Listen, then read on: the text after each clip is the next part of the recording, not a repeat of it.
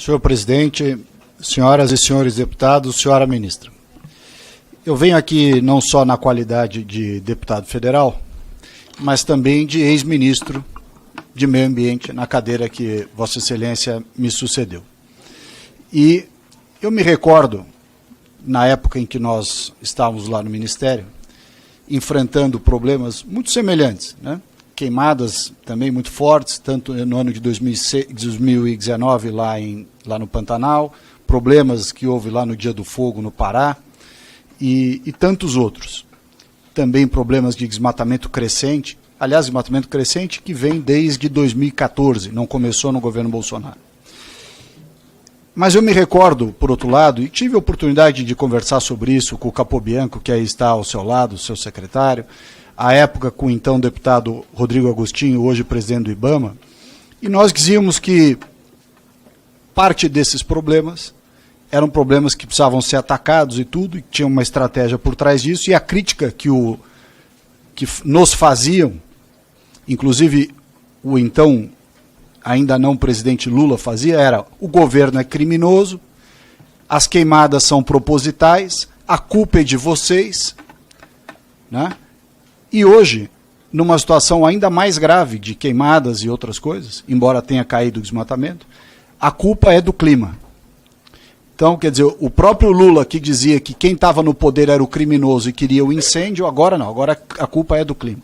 Quem está no governo não tem nenhuma responsabilidade. Eu procuro ser mais honesto intelectualmente e menos venal do que foram conosco. Tanto que a senhora não vê críticas minhas públicas da forma como foram feitas contra mim à época, de maneira injusta e venal. Estou vendo a senhora dizer, anotei aqui as suas palavras, que atua nesse momento, nesse seu, acho que terceiro período à frente do Ministério, com generosidade e respeito. Portanto,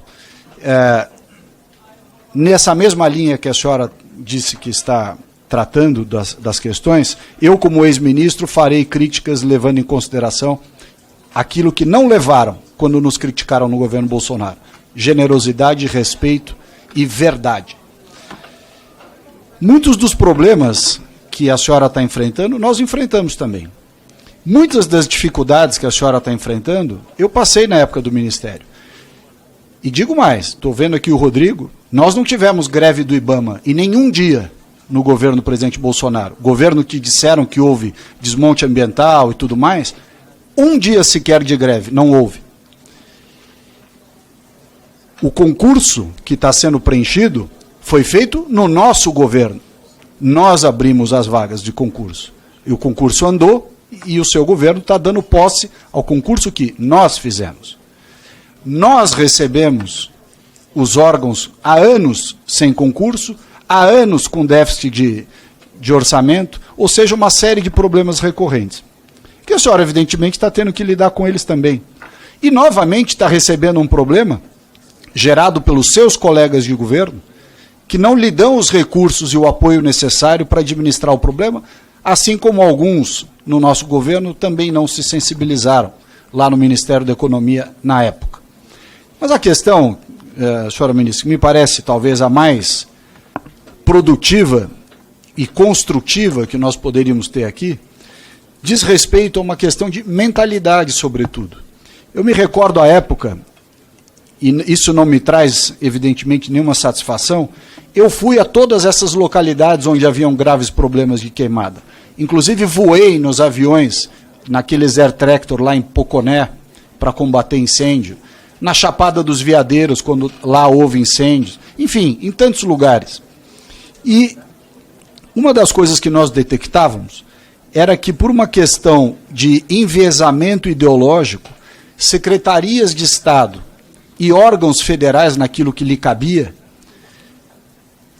não permitiam, por exemplo, que se fizesse a queima prescrita ou controlada no momento certo. Era uma criação de dificuldades sem tamanho. Nunca confessavam, nunca diziam, não, eu sou contra a queima controlada. Diziam, não, eu sou a favor, eu só não deixo fazer.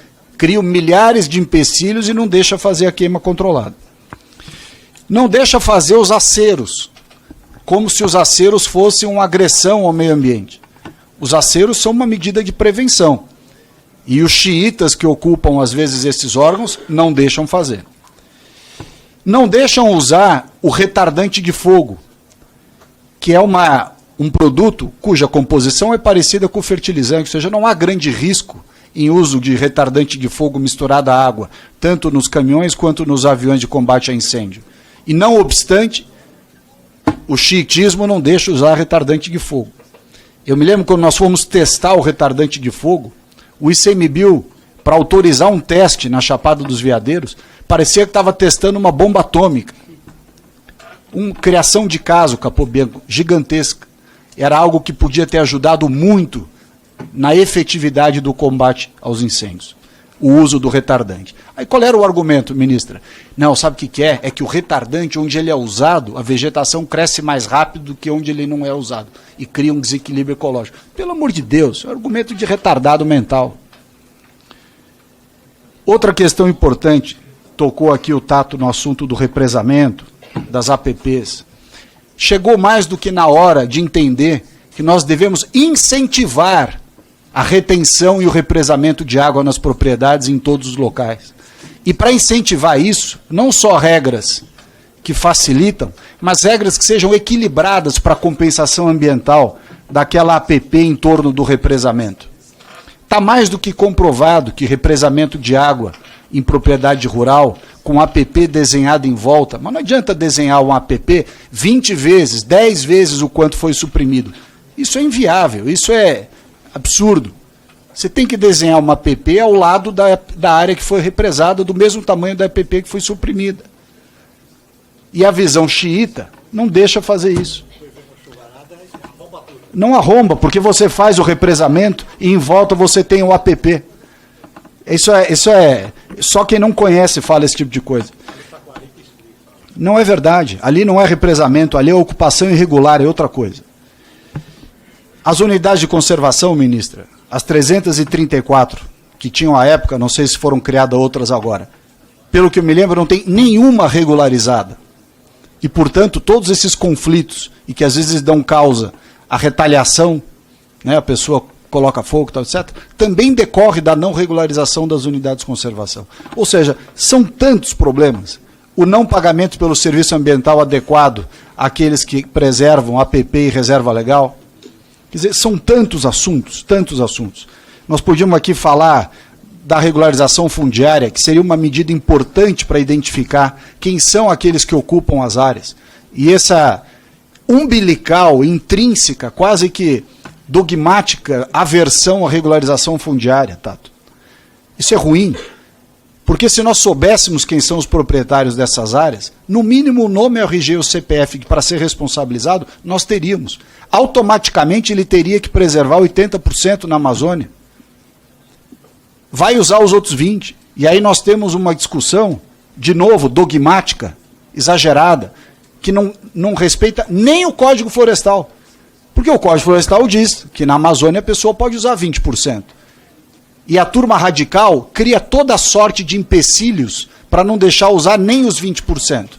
Aí a pessoa fica miserável e ela usa todos 100%. Ou seja, você empurra as pessoas para a miséria e aí elas simplesmente fazem aquilo que querem fazer. E só para concluir, senhor presidente, eu vi esta realidade, ministra, na sua região.